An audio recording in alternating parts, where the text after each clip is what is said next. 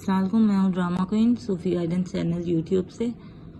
और जैसा कि काफ़ी लोग मुझसे पूछते हैं कि मैं हर वक्त हंसती कैसे रहती हूँ, क्या मेरी ज़िंदगी में परेशानियाँ नहीं हैं, मैं हर वक्त हंसती रहती हूँ। तो मैं बताऊँगी कि खुश रहने का तरीका।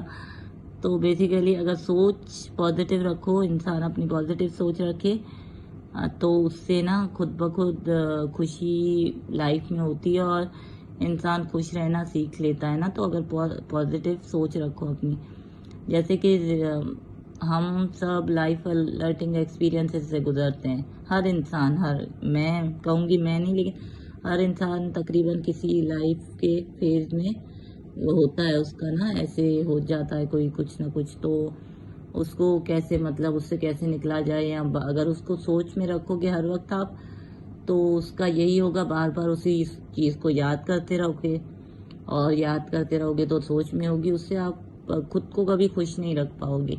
खुद को खुश रखना है, जो हो गया सो हो गया, उसको भूल जाने की ना, वो भूलने की कोशिश क्या 110% करो कि उस बात को आप भूल जाओगे तो अपने आप खुश रहना सीख लोगे।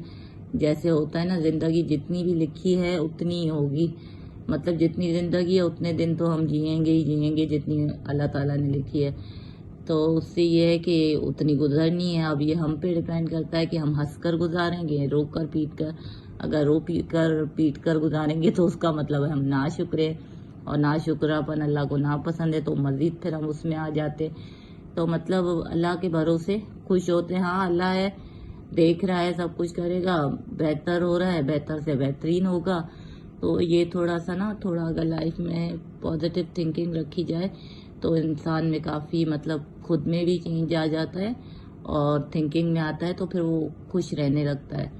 क्योंकि हमारे हाथ में कुछ नहीं होता ना, तो ये अल्लाह के हाथ में, तो फिर उसी के हाथों में ही छोड़ दिया जाए और खुश रहना सीख लिया जाए।